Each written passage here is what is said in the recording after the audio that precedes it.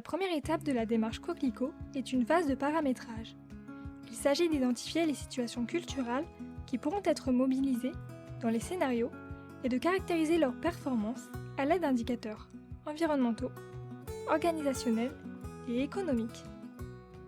Une situation culturelle est la combinaison d'une zone, d'une culture et d'un mode de conduite.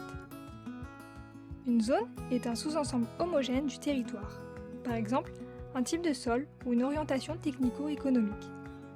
Pour identifier les zones, 3 questions peuvent se poser. Est-ce que le territoire recouvre différents types de sols impliquant des pratiques différenciées ? Le territoire présente-t-il des vulnérabilités différenciées du fait de la proximité d'un cours d'eau ou d'un captage ? Quelles sont les orientations technico-économiques des exploitations agricoles du territoire ? Il est recommandé d'identifier 2 à 5 zones maximum pour faciliter l'interprétation des résultats.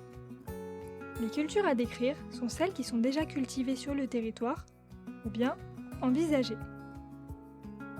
On peut se demander quelles sont les cultures majoritaires actuellement et quelles sont celles qu'il serait possible de développer ou d'introduire, par exemple car elles sont plus économes en intrants. Il est ici recommandé de décrire entre 10 à 20 cultures maximum.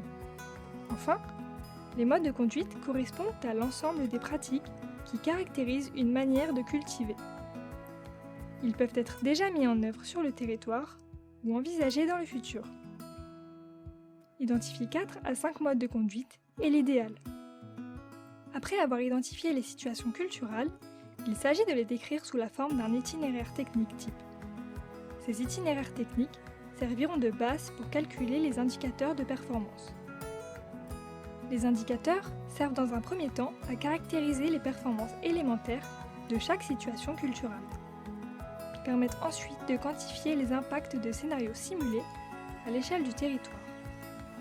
Pour un enjeu donné, de nombreux indicateurs peuvent être mobilisés. Le choix des indicateurs doit tenir compte de la faisabilité du calcul.